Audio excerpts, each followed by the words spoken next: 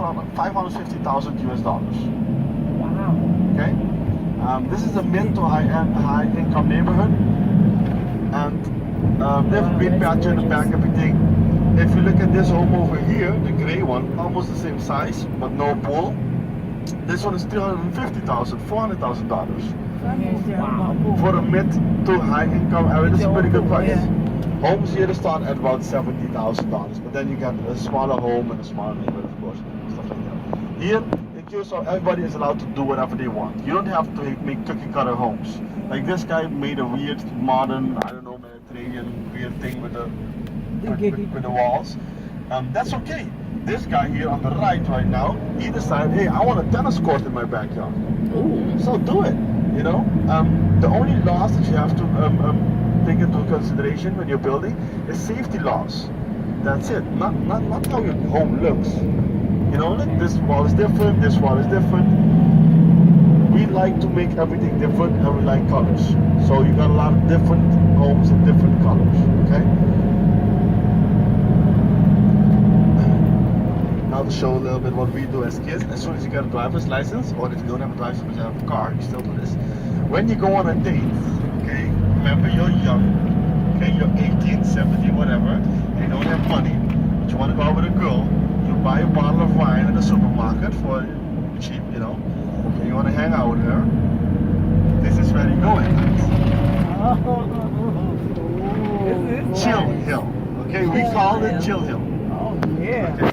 This is where we chill and relax. You put your car over here, you got some local music pumping, you know, and then relax, chill at night. You can feel it, right? Yeah. You can feel it, right? Is there a legal drinking age here? Yes. What is it? As soon as you can drink water. That's what I'm talking the about. legal drinking age is actually 18. Okay. But they never ask for ID. Oh shoot! Oh, Wow. I went too That is fast? something. No, No, I got a I'm couple- saying about the ID. Yeah. So, the legal drinking age is 18 actually, but yeah, It's not really. yeah. I'm, 15 and would go to a bar. Give me a beer. Whoop. You know, yeah. Mm-hmm. I didn't look 15, or at least I guess not.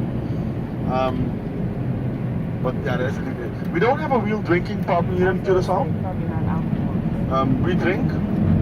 We feel good. That's no problem. We don't like drink to. Actually, we don't have a lot of deaths in traffic and stuff like that because of drunk driving. Here in Curacao, it's easy to see when someone is drunk and driving. They'll be driving 20 kilometers per hour. We drive really, really slow then. So if you look to your right, there's one big home with a view. Oh, look at the Over, pool. you see the dog over there? That's Scrappy. Oh, he's This pretty. is actually where my mom lives. No, I'm kidding. Do you think I would be living over there? I'm living with my mom. I'm proud of it too. So how much would that house be? That one would be about $800,000 because that one is very high techy and there's a pool and a waterfall and all that stuff. Right? Okay. So it all changes. And he's smart because they built with the view over the ocean, right? Mm-hmm. Smart. These people, not smart. You think you get this view, you're gonna build a wall that high? Right. You should build up your home. But remember we're in Curacao, small island, and I already heard that this guy is in the illegal stuff. So that's why he's. He's the wall. He's not concerned about the view. He's trying to block some activities going on. So what is it? So how about the crime? Like is he like a drug dealer or something? Yeah, something like that. Okay. Probably. Here, if you're in crime, you're in.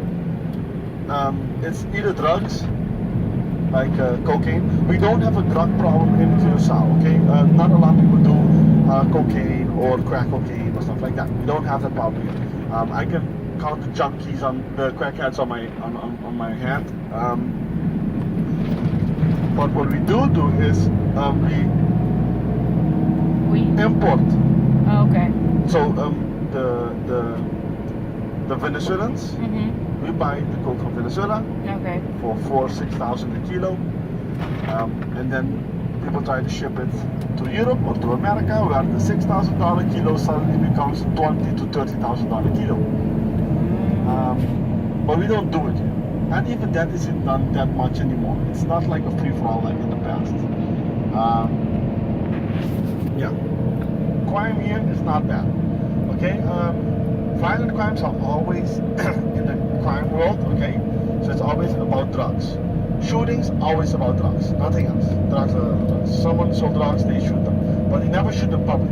Why don't they shoot in public? Do you remember in the 70s, 80s, I'm sure you guys heard that people were, like a lot of gangs came up in America, right? Shootings in public and stuff like that. Well, if something happens in America, the local people will also think, hey, we can do that too. That's our gangs, right?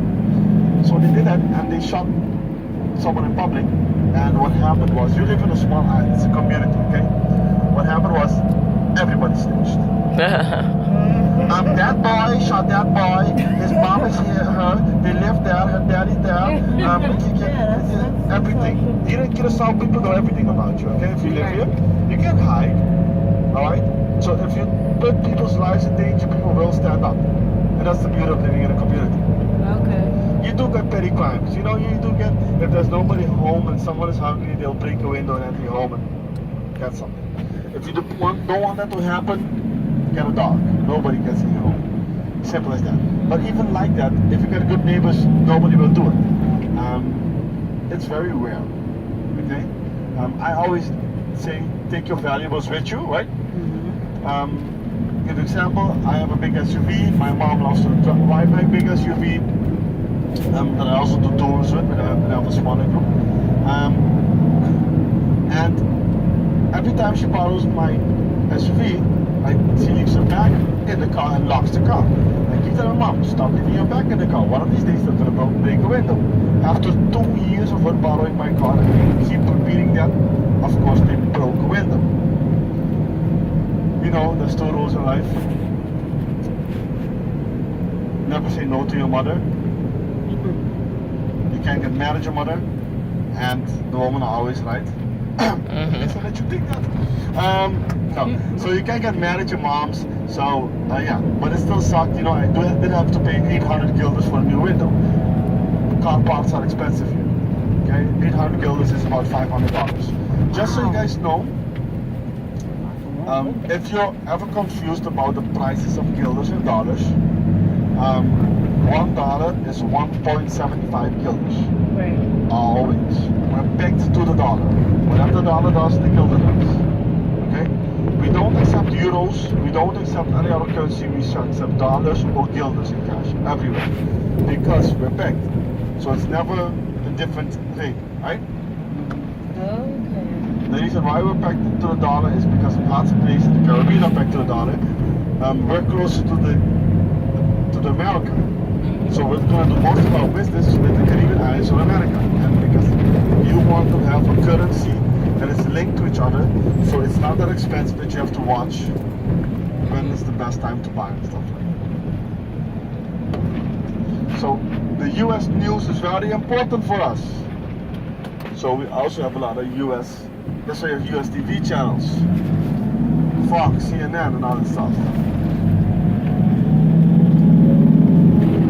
Okay, like I said, now we're gonna take an hour and 15-minute drive. Oh no, first we're gonna stop at the liquor factory, and after that it's gonna be an hour drive to the west side, and then we're gonna make stop all the way back. Okay? So you guys will probably be back around 5 o'clock. Is that okay with you guys? Yes. Yes. Yes? Yes. Perfect. We're not rich, we're profitable. That's a big difference. We're profitable because we have 5 industries that push our economy forward. These industries are, let's start with the ugly one, the oil refinery. Okay? Then you have a container hub, that's like containers get brought into Curacao, we distribute the products to the other islands, like a mini Panama. We also have a dry dock. A dry dock is a ship garage where the big tankers and the big ships go in and get the bottoms fixed. One of the biggest and most professional in the Caribbean islands. The 4th industry is tourism. We actually started promoting Curacao 7 years ago. So now it's actually getting bigger and bigger, but we actually never really worried about it. I don't know why. We're focused on other stuff. And the fifth industry, in my opinion, this one gave us the most stability throughout the year, is Curacao is a tax haven. Okay, so he has a huge financial industry. So here in Curacao, you get a lot of offshore companies, a lot of trust companies, and when you have those, you also have accounting offices, right? So you can get Deloitte, KPMG, PricewaterhouseCoopers, Ernst & Young, all the big name accounting firms that are worldwide, you can also find them here.